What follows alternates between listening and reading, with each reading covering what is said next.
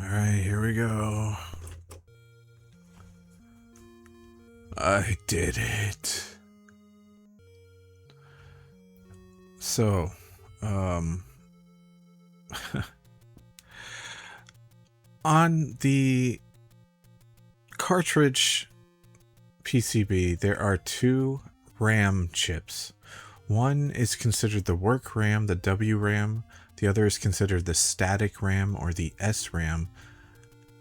But the static RAM chip and the W work RAM chip are identical.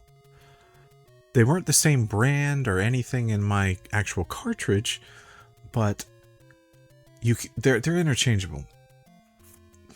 One of them was dead, so I removed the work RAM one first. And I have this policy that I do not desolder a big chip and not put a socket in its place so I can, for testing and everything, right? So, and I didn't have a socket big enough for these chips. I had to use some of my Commodore 64 RAM sockets. I had to use two of those. I had to chop them up, get them soldered in while holding them in a weird way to get them to stand properly because they were chopped to bits. And I put in, and then I desoldered one of the RAM chip in my copy of Faxanadu. I had three choices. I had Mario Brothers 3, Zelda 2, or Faxanadu. I don't plan on playing Faxanadu anytime soon, so Faxanadu was the sacrificial lamb. So yeah, I put in Faxanadu's SRAM chip in my Zelda socket, and the problem was still there. So I took it back out, put the original back in the socket. Then I desoldered the other RAM chip, the one that's mostly people think of for battery saving, which is that is what handles that, but it also has RAM that the game uses separate from just saving. So I desoldered it, and then I cut up and made another socket.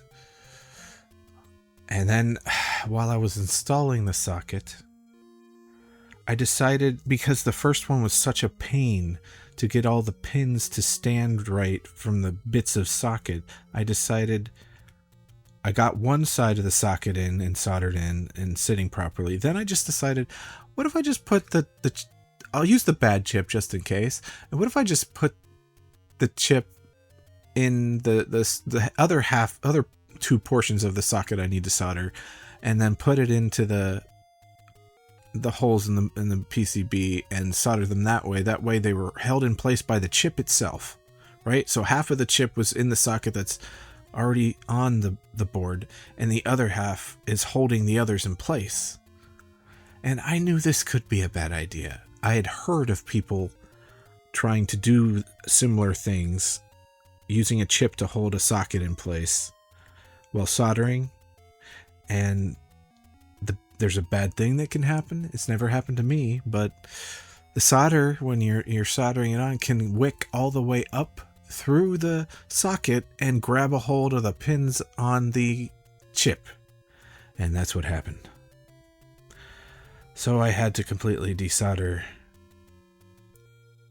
that half of the socket. Then I had to get the pins off of the chip, which they were soldered in. I had a hell of a time getting them off. I wrecked a few of those, but they're just a few pins from a socket, half of a socket that I'm not going to... Anyway, I finally got another half of the socket in there. Got the chip in from Faxanadu, and it just works. I haven't checked saving. Okay, I made a save called... I was going to say is working, but is working is fine. So yeah, the battery save is working. The map looks right. How do you save in this game, actually? because I did load this up and get the sword. Why is there static? I don't know, it probably does that on the CRT too. I just don't think about it. Yeah, it did static again. I think it's just the cartridge. I don't know how saving works in this game because I thought it would keep my sword as being held or whatever when I loaded the game up. So now I'm not sure. I also had a rupee, so yeah, nothing's saved. How do you save in this game? I've never played it. I should probably look that up for when I do play it on Monday.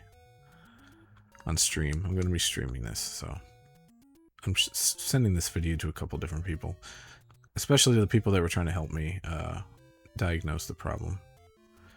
Gosh, doesn't it look really good in Luma Code, though? Damn. It looks good, and I'm not distracted by little dots on the screen. The thing I was worried about the most is if the dots were there, and they're in the... If the problem could be in the chip that also had the battery, maybe whatever was wrong with the RAM to produce the sprites also could screw up my save file. I was really paranoid about that. Anyway, I put all this time into modding my NES. I wasn't gonna play through this game with dots on the screen anyways. So, yay, it's done. And yeah, I don't know how you save. Do you go to a certain place to save in this game? It's like there's nothing. Select is like pause for whatever reason. Anyway, okay, that's it. I just wanted to post an update that I got this working. It was ridiculous, but it's working. Oh, and the problem now that I have those sockets in the PCB, I can't fit it in the case for the game. So right now it is a bare PCB inside my NES. And if I want to change games, I have to take the top off the NES and pull this PCB out. I'm gonna have to cut holes in a cartridge to keep the sockets in if I want to keep the sockets and not just solder the other chip in. I don't want... I was thinking I could just... Well, I could chop up Faxanadu's cartridge and put it... Or cartridge shell and put it in there. But I like my copy of Faxanadu. It looks nice. My copy of Zelda doesn't look great either, but I don't really want to put cut holes in it. I don't know. For now, this will work for streaming and playing the game. It's good enough. I've had enough crap getting this all working, so... Anyway, thanks to anyone who tried to help or, you know, was waiting to see what happened. Goodbye. I'll be streaming on Monday night at 7:30 p.m. Eastern. Yeah. Bye.